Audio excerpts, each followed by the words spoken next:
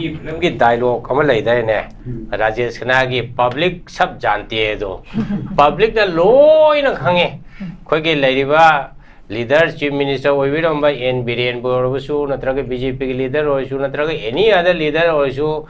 मखोय ना कई तौरगी आइसे पब्लिक ना लोई ना उरिबने हरिबा अदा हनकी लाइबा बीजेपी की मसिकी टेन्योर सिदा मरुवाइना बीजेपी की कनो सिदा एखोयगी फंगफम थोकपा हक कॉन्स्टिट्यूशन पीरिबा राइट से मसे फोंदोकपा ngamdabse khoi phajana ui hariba especially kari ani hogiba khoi ge resign to hore siri en biren singi magi style of functioning ma chief minister am oibagi constitution na piriba mangon da lairiba hak se ma phongdokpa ngamdaba kaidokbagi magi kari ani security advisor hapdobu masi magi purview da leib natro yes अदा centre ना अमित शाह ना हापो हरगा के दबे हापो दो no Riba Amit Shah ना हापो हाइबदो करी rule की मखा दा हारि नो करी लो की मखा दा हापो दो नो रिबा डीजीपी हापो सु सिक्योरिटी एडवाइजर हापो सु मदो मणिपुर की चीफ मिनिस्टर की माखमा की डोमेन द लेजब थबक ने हरिबा अदना सेंटर न मदो कुट थिंजिमबगी मजे दरकार लेते करिगुम बिरेन तबा तोपा मथौना लेब चीफ मिनिस्टर म लेरम दारबो ए मजे प्लीज अखोयद मसे खुतिंग जिंबिल कनु मसे मणिपुर की वैबा अखोयगे अथॉरिटी नि कॉन्स्टिट्यूशन पीबनी रूल्स ऑफ बिजनेस द पीबनी अखोयना मसे मतिक चाय हेबा मी दो हाकनी अन हाइरंग गदमने मसे श्री बिरेन सिंह हाइबंगम की देब मसे हाइबंगम दबसिन मरम मोयदना मसेगे अखोयगे मणिपुर की सॉल्यूशन पोरकदसु माना मतिक चाबा मी हापतबा दुगी कनोतनसु मसे सिक्योरिटी एडवाइजर द मागी पावर सु पिथोखिबा यूनिफाइड कमांड सिंबा मसिना अखोयगे द असोन एडमिनिस्ट्रेशन में लाखों अचौब मरम हरिबा अद लाइबक थीबदी की बीजेपी की कल्चर से मणिपुर नते ऑल ओवर इंडिया होना यामना ऑथोरिटेरियन होइबा पार्टी होइबा टोटलिटेरियन होइबा सरकार होइबा मसागी इवन सेंटर द येंखेने हजिक लाइबा सेंटर द लाइबा कनु से अमित शाह ना करी है नरेंद्र मोदी द लाइबा माई कैबिनेट मिनिस्टर सिंह हंगना वाम ngamde hariba ai hanak delhi da sesori delhi da chalaga ngasai panchayat ki matang sida kari hani koi manipur da panchayat ki leiriba institution sing se panchayati raj e ki makha da section 22 ki makha da hapka do se hapta na removal of difficulties and leiba section 109 ki makha da illegal oima mong da 2023 दे हापना लाइ मसी मथांग दा कोई complain तौरु येबा आ joint secretary मोन रे आइन joint secretary the हाइस कोई लाइगे मतम दा दे जॉइंट सेक्रेटरी से याम पावरफुल होइबने नोइना लोइना ngमने थबक से बर सरकार दा हाइ अस्मदो हानगी मतम गवाने हुजिकती ओइद्रे ना आइबा हारिबा आईएएस ऑफिसर दना आइबा अदना हुजिक से इवन आईएएस ऑफिसर ओरसु मंत्री ओरसु नरेंद्र मोदी ना पावर से लोइना पासिन गिदना ngसागी एडमिनिस्ट्रेशन से ngसागी ताथोक तासिन तौरगा डेमोक्रेटिक ओइना तौगदो मोंग से तौद्रे अद अरोइबो ओइना हुजिक अखोयदा मणिपुर दा कोई तमो कनोना हाइगिबदु खतक सप्लीमेंट तौजगे अखोयदा खाइदे मनीना अखोय से अखोय की फ्यूचर लेपै से वोटर्स लेपकदोरिबनी अखोय वोटर अखोयना अखोय की लेबाक सिबो ngaकदरिबा अखोय की मिहुट ओइना थागदरि मी से कनानो हेबसे फजना एनालाइसिस तौबियो हरिबा महाक मराइबाक निंग ममी ओइगदरा लेबा के दमक मा कथोक ममी ओइगदरा मरना की वैना पैसा तानगे थोलइबा मीरा नत्र करी नो हेबसे मंगोंद करम करम मगुल लेगे काइसे खतक एनालाइज तौबियो मणिपुर की लेबा वोटर सिंह से इमा करी हैनी को इमा इवेंट सिंह दगे हाइ वाना देखो नुपा सु नुपी सु होइते ले हैनबसु खरा यावरे ngha की लेबा प्रॉमिस तौबा ngसागी करी हैनी खोई की लांग थाको हाइगदरा पैसा खरा पिसलंबा अदुगी लाइरबदि लाइरमनबदगी तौरिबनी अद लाइररगसु अखोयना रुपा लिसिंग वरी मंगा पीरगा अखोयना अरान मी द वोट पीखरगदि अखोयना मांगदोइसि लाख लाख तने हरिबो मखोयना मिस गवर्नेंस तौरपदगी हजि मणिपुर की इकोनॉमी अखोयगे मरुप हरे सोरसु हाइबि हेरेगो मणिपुर की इकोनॉमी से पूरा लेखा तारे हरिबो लेखा तारिबो सिगी मरम से कइनोदा इरांग सिनेबा इरांग से थोलेसिदि कनाना थोलिबनो अखोयना लेबाक ngakwa हितबदगी अखोय चावरबा मरम मा इरांग से थोखिबने हरिबा मतम चान इरांग से थिंजिलमबा मतम चान डेमोक्रेटिक ओइबा मौंग एक्शन से लौरम तारगदी अखोय सिचुएशन से अखोय लेरमोय अरोइबदा आइना हाइनगदी श्री बीरेन सिंह चीफ मिनिस्टर होइना रिजाइन तौबसे फेब्रुवारी की 9 तौबसे मसे kari da ma resign tori no leba nga pa ai haitre na torira natraga praja gi confidence leite hebra ma explanation of the pifam thokre hariba ngasi bog ma resign to bui maram je tagdri hariba as a chief minister ma yang kuina purame adro boi di chawra ba thodang ma ma da thadu ibese masi kari marang re center na hairakpani haigedurira natraga ai leba nga ko singamdri hairibra ibese natraga bodhachandra oina namdana soitlo tawangin bodhachandra oina dana center na kana to na magi marjar gi mena gun point resign to to holibra adu aseng bu praja me ro takpi horiba ai koi praja ai koi ju khangni hariba ai koi gi chief minister ma bu namdana ekta bodhachandra resign to bu to honba taragadi ai koi ju ai koi gi pride ta ai koi gi national pride ta Meitei mo iba natraga manipuri mo obigi pride ta soi adana mase hojiksu matam lairi Sri Biren Singh mayamda explanation am de tobiu mana resign to bogi maram do takpiu ai nai aroi boy lak chege babung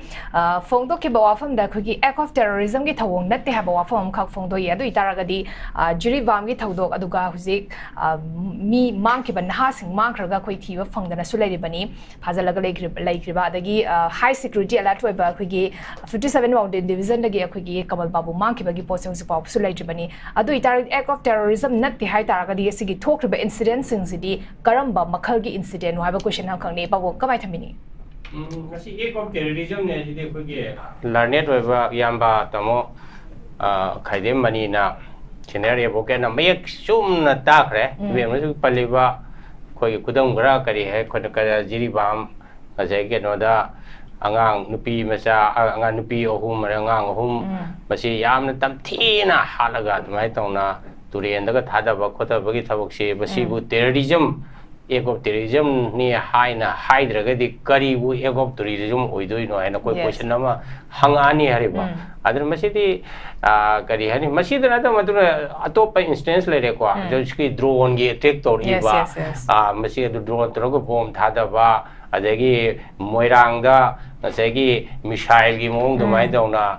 kapa ga ngasagi khoi gi arang pham phamba ahal ma sigi ba sigi tawribasi yamna act of terrorism gi khudam ngakani sina tabate dei ngarang na handa su nongoi da kapa iban phobala da kapa isi su nongoi kapa pusi bo act of terrorism nati haigadui ra ba adana act of terrorism ni adama se Amit Shah gi wafam je kari hani khoi sum jeng bada mase Manipur thoi birang ji mayek shen khangdaba male hariba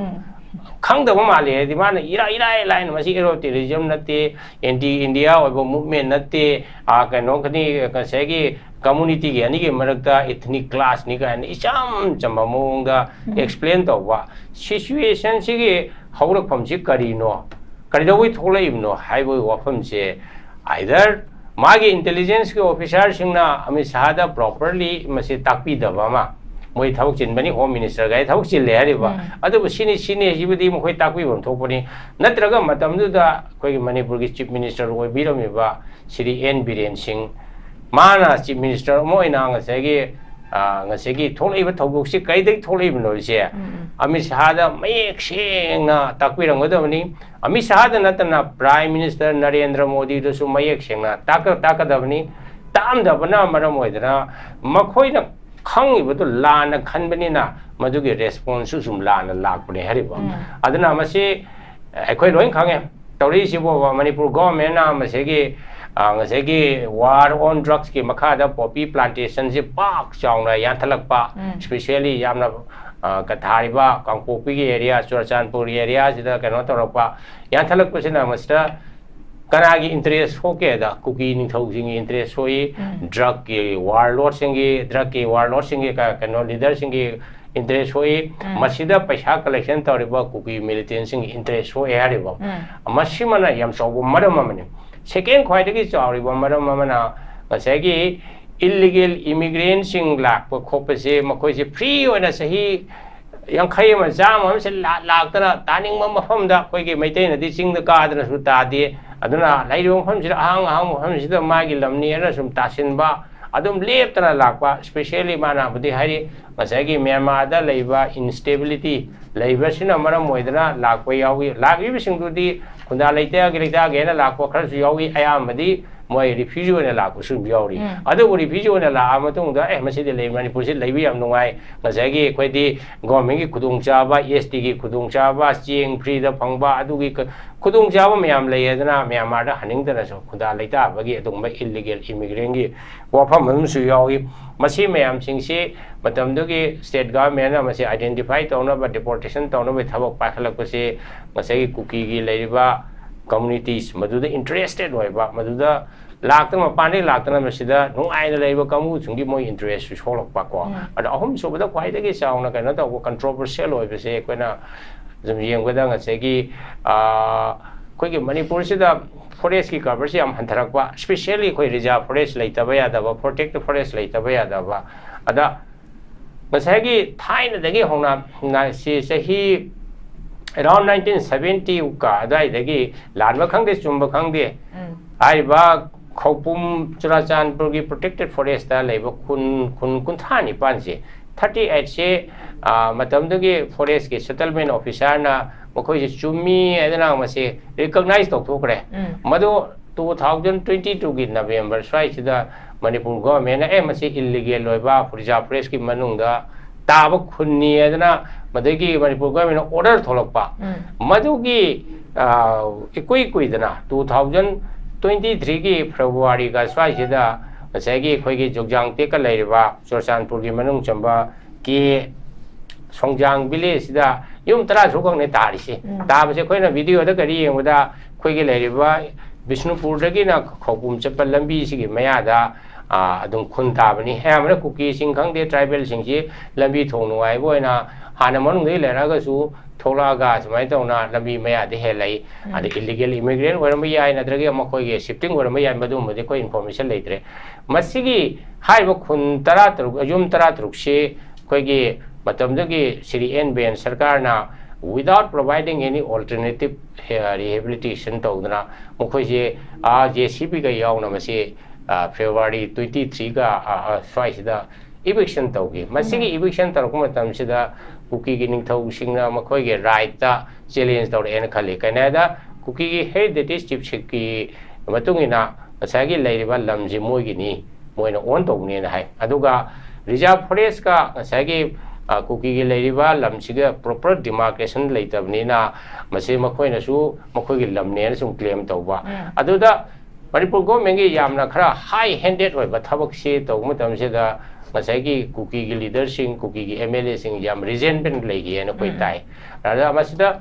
especially Manipur gi government sina Kuki da target tawba atopa naga gi area da su reserve forest da su ukhul gi district da su leitaba na te na hai mase kaya muk sumbana ko sum tabe wani madu de action logdraga Kuki da sum target tar ko sida masagi Kuki gi leiba community loimak tinate marone militant sing Kuki gi ningthau sing mayam sing sina Manipur government gi against da okoi penda ba grievances yam lere hereba yam lere ko se mase democratic oiba mong do khoi phongdok pa yai no tawsi yaning de khoning de na ada khara matam do gi administration ju khara democratic oiba leiba MLA sing si ko wata na dra khodra understand tawba thabak tawba haisimak tawbo yamna unilateral oida ba dictatorship ki mong do tawbo sarkar su kana su pamna de hereba aduna makhoi wakhalda mase kanadre ekoi free oina popi thajarage free oina illegal immigrant lakko lakjarasunu Manipur government sigi against the oina leiboina ahamba first kari hain April gi tarik kanoga kontre kuripanda makoina ta lauriba slogan se we will not cooperate with Manipur government ahamba de Meitei gi against na te laibe yose they were against Manipur government they were boycotting Sri N Biren Singh madugi lakpa sida makoina koi gi Meitei sing si tan thorok sida ahamba da makoina su koi Meitei si hatpa makti initially tarik ohum da hat leba ta de only viral oiba adugumba kari hani aranba oiba video nung do hali rap tawre khole habegi amale madugi reaction da koi somdagi su tapamdagi su dumai ton mi hatpa khopa hongrak pa jum mai tha bje asagi khadaragadi afa phata mayam se loin kok tongna dana communal gi color ma logi bani adana communal color logi se tungko na lakpani ahamadi masi horokpamdi da Kuki gi leiba vested interest leiba chief sing masukui militant sing na against the Manipur government leibani ano simaina thok khibane bse mayek sengna Sri Nongthoma Biriana ai masi ai di keno da Amit Shah da takpi da Brian Khali ado ta ame su lo si ado Amit Shah na masi kari hani magi wado lo de vida magi Maranai wakal da Manipur di mo na hide na ko historically wala legacy problem na ethnic classes tong lak pani ado ethnic ta ka class ma ko gi haunol lon se ni mo ko chane bi ni ado na sai omari manga ka sum chang ba haibasi kenoni natural ni adana yamna superficial oibo mongda sumaina explanation tawi adana solution se puthoke haibata ragadi haiba proper sigi underlying problem je koi khang batai mahapusu khangan batai adana masigi kenosi khangan da base amaramda BJP ki leadership laiba mayam singchina su BJP ki central leadership sila laiba Dr. Sambit Patra da bawa sengna tak tabra masi amarom do ena puthok to laire masi sengna ta ga khangandraga de hojik su high court ki order na tobuni aduna dum lana sum prasar taw laire na dumai taw nei amara on tamjage Okay, I'm present bikre hogi bongda ai ani shubaran along so hai bikre hogi pot se hojiki lady base lady ba issues ko yam thuna hogi conflict se yamna thuna hogi tapna normal se lakna ba step by step se locally have a pot ne dubu lak cheningi ba poti statement se duki matik thola kre dubu Manipur da lady ba leader sing aina ngosai babung reshor da su hangzaki ba Manipur gi lady ba leader sing sina habdi national leaders since na phongdor ai ba se khoi yaning ibra yaning jibra mkhoi ge statement amata phongdorok ta ba do itaragadi mkhoi se karigumba amta haiba ngamda bai khongkut punchalaga leire habagi pot mak ta ga do riba praja singna hainari ba khoi ge karimta tawba ngamdre mkhoi se praja singi apamba se phongdok pa ngamdre haiba ngamdre habai pot se mak tar ka do riba haiba jini pamung kamai thamini masidi kari hani Hindi film की dialogue कमल लेता है ने राजेश खन्ना की public सब जानती है तो public ना लोई ना खांगे कोई के लेरिबा leader chief minister वो भी रंबा एन बिरेन बोरबसु नत्र के BJP के leader ओसु नत्र के any other leader ओसु मखोई ना कई तौर की ऐसे public ना लोई ना उरी बने हरिबा अना हन की लाइबा BJP की मसी की tenure सिदा मरुआना BJP की कनो सिदा एखोइगी फंगफम थोकपा हक constitution na piriba right se mase phongdok pangam da je khoi phajana ui hariba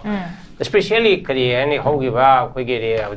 resign to hore sri n biren singi magi style of functioning ma chief minister am oiba gi constitution na piriba mangon da lairiba hak se ma phongdok pangam da ba kai to ki magi kari ani security advisor hap do bo mase magi purview da leib natro yes ada center na Amit Shah na hapu harga ke do hapu do no riba Amit Shah na hapu haiba do kari rule gi makha da hari no kari law gi makha da hapu do no riba DGP hapu su security advisor hapu su mado Manipur ki chief minister gi ma khama gi domain da leije ba thabak ne hariba adana center na madu kut tingjimba gi mase darkar leite kari gum bire na ta ba to pa mathau na leba chief minister ma leira ma tar boy mase please एकोई द मसे खुतिंग जिंगबेल कनु मसे मणिपुर की वैबा एकोई के authority नि constitution न पीबनी रूल्स ऑफ बिजनेस न पीबनी एकोई ना मसे मतिक चाय है मी दो हाकनी न हाइरंग गदम ने मसे श्री बेरेन सिंह हाइबंगम की देब मसे हाइबंगम दबसिन मरम मोइदना मसे के एकोई के मणिपुर की सॉल्यूशन पोरकदसु माना मतिक चाबा मी हापतबा दुगी कनतनसु मसे सिक्योरिटी एडवाइजर द मागी पावर सु पिथोखिबा यूनिफाइंग कमांड सिंबा मसिना एकोई के द असोन administration ma la ko so achoba madam amani hariba ada laibak thibadi ngasai ki BJP ki culture se Manipur da nate all over India oina yamna authoritarian oiba party oiba totalitarian oiba sarkar oiba ngasai ki even center ring khine hojik laiba center da laiba kanu se Amit Shah na akari hani Narendra Modi da laiba mai cabinet minister singna hangana wa ma ngam ngam de hariba ai hanak Delhi da sesori Delhi da chalaga ngasai ki panchayat ki matang sida kari hani koi Manipur da panchayat ki laiba institution sing se panchayati raj e ki makha da section 22 ki makha da hak ka do se hak da na removal of difficulties and laiba section 109 ki makha da illegal oiwa mong da 2023 de hapna lai masi mathang da koi complain to ru yeba a joint secretary mo na re ai joint secretary da hai ꯑꯩꯈꯣꯏꯅ ꯂꯩꯔꯤꯉꯩ ꯃꯇꯝꯗꯗꯤ join ꯁꯦꯀ꯭ꯔꯦꯇꯔꯤꯁꯦ ꯌꯥꯝ powerful ꯑꯣꯏꯕꯅꯤ ꯅꯣꯏꯅ ꯂꯣꯏꯅ ꯉꯝꯕꯅꯤ ꯊꯕꯛꯁꯦ ꯚꯥꯔꯠ ꯁꯔꯀꯥꯔꯗꯗꯤ ꯍꯥꯏ ꯑꯁ ꯃꯗꯨ ꯍꯥꯟꯅꯒꯤ ꯃꯇꯝꯒꯤ ꯋꯥꯅꯤ ꯍꯧꯖꯤꯛꯇꯤ ꯑꯣꯏꯈꯤꯗ꯭ꯔꯦꯅ ꯍꯧꯖꯤꯛ ꯍꯥꯏꯔꯤꯕ IAS ꯑꯣꯐꯤꯁꯥꯔꯗꯨꯅ ꯍꯥꯏꯌꯦꯕ ꯑꯗꯨꯅ ꯍꯧꯖꯤꯛꯁꯦ ꯏꯚꯟ IAS ꯑꯣꯐꯤꯁꯥꯔ ꯑꯣꯏꯔꯁꯨ ꯃꯟꯇ꯭ꯔꯤ ꯑꯣꯏꯔꯁꯨ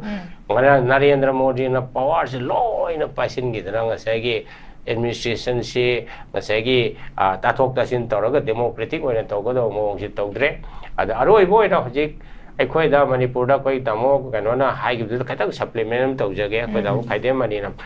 ꯑꯩꯈꯣꯏꯁꯤ ꯑꯩꯈꯣꯏꯒꯤ ꯐ꯭ꯌꯨꯆꯔ ꯂꯦꯞꯄ ꯍꯥꯏꯁꯦ ꯚꯣꯇꯔꯁꯤꯒ ꯂꯦꯞꯀꯗꯧꯔꯤꯕꯅꯤ ꯑꯩꯈꯣꯏ ꯚꯣꯇꯔ ꯑꯩꯈꯣꯏꯅ ꯑꯩꯈꯣꯏꯒꯤ ꯂꯩꯕꯥꯛꯁꯤꯕꯨ ꯉꯥꯛꯀꯗꯧꯔꯤꯕ ꯑꯩꯈꯣꯏꯒꯤ ꯃꯤꯍꯨꯠ ꯑꯣꯏꯅ ꯊꯥꯛꯀꯗꯧꯔꯤꯕ ꯃꯤꯁꯦ ꯀꯅꯥꯅꯣ ꯍꯥꯏꯕꯁꯦ ꯐꯖꯅ ꯑꯦꯅꯥꯂꯥꯏꯁꯤꯁ ꯇꯧꯕꯤꯌꯨ ꯍꯥꯏꯔꯤꯕ ꯃꯍꯥꯛ ꯃꯔꯥꯏꯕꯥꯛ ꯅꯤꯡꯕ ꯃꯤ ꯑꯣꯏꯒꯗ꯭ꯔꯥ ꯂꯩꯕꯥꯛꯀꯤꯗꯃꯛꯇ ꯃꯥ ꯀꯠꯊꯣꯛꯄ ꯉꯝꯕ ꯃꯤ ꯑꯣꯏꯒꯗ꯭ꯔꯥ ꯃꯔꯅꯥꯏꯒꯤ ꯑꯣꯏꯅ ꯄꯩꯁꯥ ꯇꯥꯟꯒꯦꯅ ꯊꯣꯛꯂꯛꯏꯕ ꯑꯗꯨꯒꯨꯝꯕ ꯃꯤꯔꯥ ꯅꯠꯇ꯭ꯔꯒ ꯀꯔꯤꯅꯣ ꯍꯥꯏꯕꯁꯦ ꯃꯉꯣꯟꯗ ꯀꯔꯝꯕ ꯃꯒꯨꯟ ꯂꯩꯒꯦ ꯀꯥꯏꯁꯦ ꯈꯤꯇꯪ ꯑꯦꯅꯥꯂꯥꯏꯖ ꯇꯧꯕꯤꯌꯣꯕ ꯃꯅꯤꯄꯨꯔꯒꯤ ꯂꯩꯔꯤꯕ ꯚꯣꯇꯔꯁꯤꯡꯁꯤ ꯀꯔꯤ ꯍꯥꯏꯅꯤ ꯑꯩꯈꯣꯏ ꯏꯃꯥ ꯏꯕꯦꯟꯁꯤꯡꯗꯒꯤ ꯍꯥꯏꯕ ꯅꯠꯇꯦꯀꯣ ꯅꯨꯄꯥꯁꯨ ꯅꯨꯄꯤꯁꯨ ꯍꯧꯖꯤꯛꯇꯤ ꯂꯥꯏꯔꯤꯛ ꯍꯩꯅꯕꯁꯨ ꯈꯔ ꯌꯥꯎꯔꯦ ꯉꯥꯏꯍꯥꯛꯀꯤ ꯂꯩꯕ ꯄ꯭ꯔꯣꯃꯤꯁ ꯇꯧꯕ ꯉꯁꯥꯏꯒꯤ ꯀꯔꯤ ꯍꯥꯏꯅꯤ ꯑꯩꯈꯣꯏꯒꯤ ꯂꯥꯡ ꯊꯥꯛꯄ ꯍꯥꯏꯒꯗ꯭ꯔꯥ ꯄꯩꯁꯥ ꯈꯔ ꯄꯤꯁꯤꯜꯂꯝꯕ ꯑꯗꯨꯒꯤ ꯂꯥꯏꯔꯕꯗꯤ ꯂꯥꯏꯔꯃꯟꯕꯗꯒꯤ ꯇꯧꯔꯤꯕꯅꯤ ꯑꯗ ꯂꯥꯏꯔꯔꯒꯁꯨ ꯑꯩꯈꯣꯏꯅ ꯂꯨꯄꯥ 4,500 ꯄꯤꯔꯒ ꯑꯩꯈꯣꯏꯅ ꯑꯔꯥꯟꯕ ꯃꯤꯗ ꯚꯣꯠ ꯄꯤꯈ꯭ꯔꯒꯗꯤ ꯑꯩꯈꯣꯏꯅ ꯃꯥꯡꯒꯗꯣꯏꯁꯤꯗꯤ ꯂꯥꯛꯇꯅꯤ ꯍꯥꯏꯔꯤꯕ ꯃꯈꯣꯏꯅ ꯃꯤꯁ ꯒꯣꯕꯔꯅꯦꯟꯁ ꯇꯧꯔꯛꯄꯗꯒꯤ ꯍꯧꯖꯤꯛ ꯃꯅꯤꯄꯨꯔꯒꯤ ꯏꯀꯣꯅꯣꯃꯤ ꯑꯩꯈꯣꯏꯒꯤ ꯃꯔꯨꯞ ꯍꯔꯦꯁꯣꯔꯅꯁꯨ ꯍꯥꯏꯕꯤꯈ꯭ꯔꯦꯀꯣ ꯃꯅꯤꯄꯨꯔꯒꯤ ꯏꯀꯣꯅꯣꯃꯤꯁꯤ ꯄꯨꯔꯥ ꯂꯩꯈꯥ ꯇꯥꯔꯦ ꯍꯥꯏꯔꯤꯕ ꯂꯩꯈꯥ ꯇꯥꯔꯤꯕꯁꯤꯒꯤ ꯃꯔꯝꯁꯤ ꯀꯩꯅꯣ ꯍꯥꯏꯗ ꯏꯔꯥꯡꯁꯤꯅꯦꯕ ꯏꯔꯥꯡꯁꯤ ꯊꯣꯛꯂꯛꯏꯁꯤꯗꯤ ꯀꯅꯥꯅ ꯊꯣꯛꯍꯜꯂꯤꯕꯅꯣ ꯑꯩꯈꯣꯏꯅ ꯂꯩꯕꯥꯛ ꯉꯥꯛꯄ ꯍꯩꯇꯕꯗꯒꯤ ꯑꯩꯈꯣꯏ ꯆꯥꯎꯔꯕ ꯃꯔꯝ ꯑꯃ ꯏꯔꯥꯡꯁꯤ ꯊꯣꯛꯈꯤꯕꯅꯦ ꯍꯥꯏꯔꯤꯕ ꯃꯇꯝ ꯆꯥꯅ ꯏꯔꯥꯡꯁꯤ ꯊꯤꯡꯖꯤꯜꯂꯝꯃꯕ ꯃꯇꯝ ꯆꯥꯅ ꯗꯦꯃꯣꯀ꯭ꯔꯦꯇꯤꯛ ꯑꯣꯏꯕ ꯃꯑꯣꯡꯗ ꯑꯦꯛꯁꯟꯁꯤ ꯂꯧꯔꯝꯕ ꯇꯥꯔꯒꯗꯤ ꯑꯩꯈꯣꯏꯒꯤ ꯁꯤꯆꯨꯋꯦꯁꯟꯁꯤ ꯑꯩꯈꯣꯏ ꯂꯩꯔꯝꯃꯣꯏ ꯑꯗ ꯑꯔꯣꯏꯕꯗ ꯑꯩꯅ ꯍꯥꯏꯅꯤꯡꯕꯗꯤ ꯁ꯭ꯔꯤ ꯕꯤꯔꯦꯟ ꯁꯤꯡꯅ ꯆꯤꯐ ꯃꯤꯅꯤꯁꯇꯔ ꯑꯣꯏꯅ ꯔꯤꯖꯥꯏꯟ ꯇꯧꯕꯁꯦ ꯐꯦꯕ꯭ꯔꯨꯋꯥꯔꯤꯒꯤ 9ꯗ ꯇꯧꯕꯁꯦ ꯃꯁꯤ ꯀꯔꯤꯗꯕꯨ ꯃꯥ ꯔꯤꯖꯥꯏꯟ ꯇꯧꯔꯤꯅꯣ ꯂꯩꯕꯥꯛ ꯉꯥꯛꯄ ꯑꯩ ꯍꯩꯇ꯭ꯔꯦ ꯍꯥꯏꯅ ꯇꯧꯔꯤꯔꯥ ꯅꯠꯇ꯭ꯔꯒ ꯄ꯭ꯔꯖꯥꯒꯤ ꯀꯟꯐꯤꯗꯦꯟꯁ ꯂꯩꯇ꯭ꯔꯦ ꯍꯥꯏꯕ꯭ꯔꯥ ꯃꯥ ꯑꯦꯛꯁꯄ꯭ꯂꯦꯅꯦꯁꯟ ꯑꯃꯗꯤ ꯄꯤꯐꯝ ꯊꯣꯛꯄꯅꯦ ꯍꯥꯏꯔꯤꯕ ꯉꯁꯤꯐꯥꯎꯗ ꯃꯥ ꯔꯤꯖꯥꯏꯟ ꯇꯧꯕꯒꯤ ꯃꯔꯝꯁꯦ ꯇꯥꯛꯇ꯭ꯔꯤ ꯍꯥꯏꯔꯤꯕ ꯑꯦꯖ ꯑꯦ ꯆꯤꯐ ꯃꯤꯅꯤꯁꯇꯔ ꯃꯥ ꯌꯥꯝ ꯀꯨꯏꯅ ꯄꯨꯔꯝꯃꯦ ꯑꯗꯨꯅꯈꯣꯏꯗꯤ ꯆꯥꯎꯔꯕ ꯊꯧꯗꯥꯡ ꯑꯃ ꯃꯥꯗ ꯊꯥꯗꯣꯛꯏꯕꯁꯦ ꯃꯁꯤ ꯀꯔꯤ ꯃꯔꯝꯒꯤꯅ ꯁꯦꯟꯇꯔꯅ ꯍꯥꯏꯔꯛꯄꯅꯤ ꯍꯥꯏꯒꯗꯣꯏꯔꯥ ꯅꯠꯇ꯭ꯔꯒ ꯑꯩ ꯂꯩꯕꯥꯛ ꯉꯥꯛꯄꯁꯦ ꯉꯝꯗ꯭ꯔꯦ ꯍꯥꯏꯔꯤꯕ꯭ꯔꯥ ꯍꯥꯏꯕꯁꯦ ꯅꯠꯇ꯭ꯔꯒ ꯕꯨꯙꯆꯟꯗ꯭ꯔ ꯑꯣꯏꯅ ꯅꯝꯗꯨꯅ ꯁꯣꯏꯇꯣꯛ ꯇꯧꯍꯟꯒꯅꯤ ꯕꯣꯙꯆꯟꯗ꯭ꯔ ꯑꯣꯏꯅ ꯑꯗꯨꯃꯥꯏꯅ ꯁꯦꯟꯇꯔꯅ ꯀꯩꯅꯣ ꯇꯧꯅ ꯃꯥꯒꯤ ꯃꯥꯔꯖꯔ ꯑꯦꯒ꯭ꯔꯤꯃꯦꯟꯗ ꯒꯟ ꯄꯣꯏꯟꯇ ꯔꯤꯖꯥꯏꯟ ꯇꯧꯕꯗ ꯇꯧꯍꯜꯂꯤꯕ꯭ꯔꯥ ꯑꯗꯨ